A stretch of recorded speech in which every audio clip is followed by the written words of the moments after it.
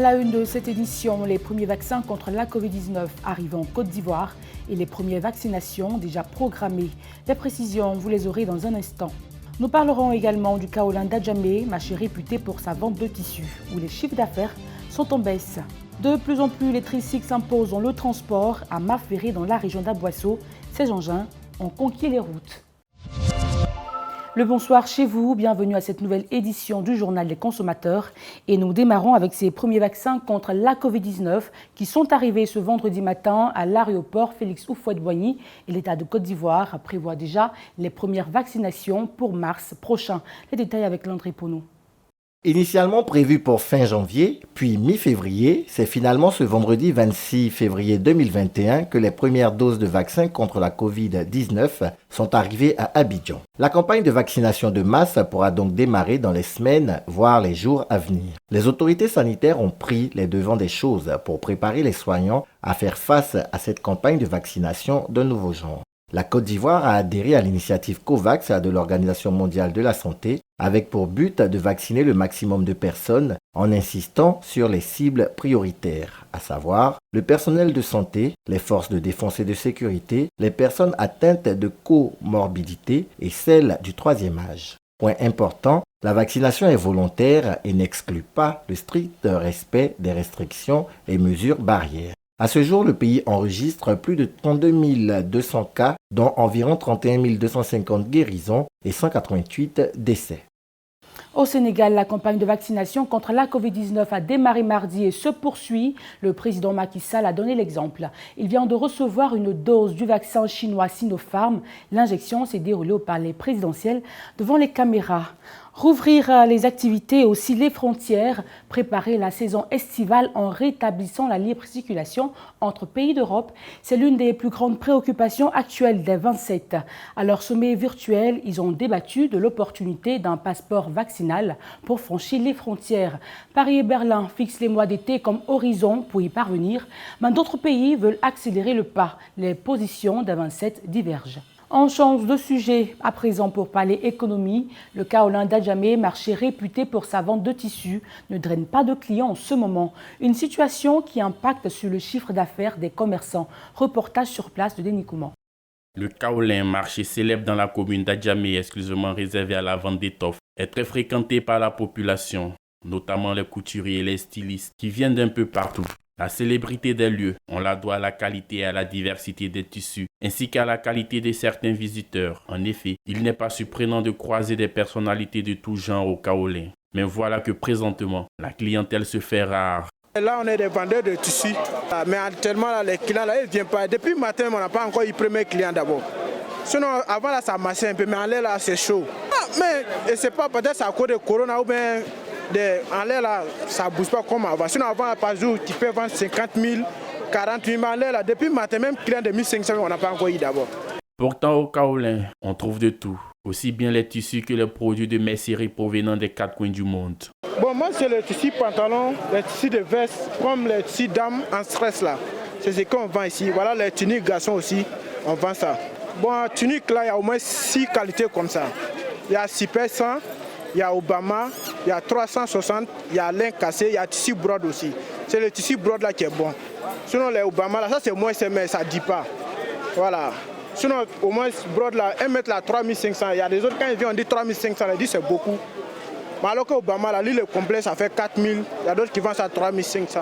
Une autre particularité du kaolin, les meilleures affaires sont réalisées par les grossistes et les semi-grossistes. Le détail y est beaucoup plus cher. Ils ont dit qu'au kaolin ici, le tissu est moins cher. Que si tu viens ici, même si tu n'as pas assez de l'argent, tu peux avoir beaucoup de tissus. Alors que tissu, là, quand on dit moins cher, là, quand tu payes en gros, c'est ça, tu gagnes ça moins cher. Nous, on prend en gros, puis on vend à détail. Donc ça ne peut pas être même prix là. Exemple, si on prend tissu 1 mètre à 1100 francs.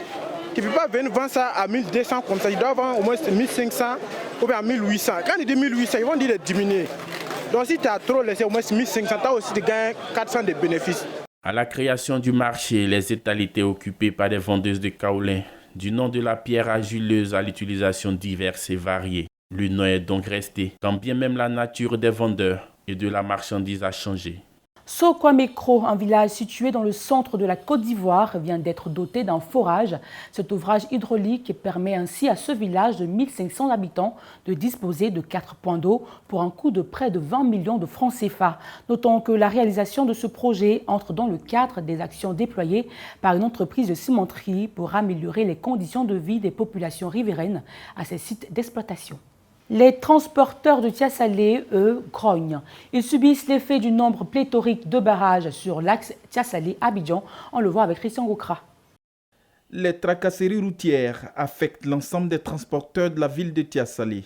Les cas de transport de passagers Tiasalé-Abidjan sont les plus touchés par ces taxes illicites. Le problème que nous vivons ici, dès que nos lotos sortent d'ici, qui s'en vont à Abidjan, mais les barrages, on ne peut pas compter mon enfant. C'est ça qui est mon souci. Bon, j'ai voulu même faire de ça une révolte, mais j'ai trouvé que la révolution n'est pas bonne. Pour dire que le transporteur est Tiasalé, d'Oussi là, pour arriver à Abidjan, là, il va payer des barrages jusqu'à 8 barrages. Mais c'est les barrages qui sont nombreux. La route qu'on prend de Tiasalé jusqu'à Abidjan, vraiment nous vivons des calvaires. Malgré qu'on a les pièces complètes, on paye 1000 francs. C'est 2000. Et puis les autres là, c'est 1000 francs, 1000 francs. Pour ces transporteurs, réduire les corridors serait la solution idéale. Notre souhait, nous souhaiterons que les barrages soient diminués, qu'on les diminue. On souhaite que les barrages soient réduits. Et puis les prix, là, au moins à 500 francs, on pourrait s'en sortir. Les tracasseries routières, outre le secteur du transport, affectent également la sécurité alimentaire en réduisant l'accessibilité économique, mais aussi physique des consommateurs. Les tricycles également s'imposent dans le transport à Maféré, dans la région d'Aboisseau. Ces engins ont conquis les routes, tant dans le transport de passagers que dans le transport des marchandises. Suivant ce dossier, signé Henri Nyamké. Y aurait-il des taxis à Maféré, cette ville du Sud Komoué? Seuls quelques rares taxis sont visibles dans les rues désert. Il y avait beaucoup de taxis, mais au fait, il y a d'autres qui sont garés actuellement. D'autres sont gâtés, puis les gens n'entretiennent pas, donc d'autres sont garés. La nature a horreur du vide et les tricycles ne se sont pas fait prier pour occuper royalement le terrain. Quand je vais dedans, souvent j'ai peur par la façon de rouler, mais bon, ça nous aide beaucoup. Pour nous qui habitons dans les quartiers qui sont loin, les mototaxis nous arrangent parce que souvent quand tu vas au marché comme ça, tu as les choses, tu dois prendre.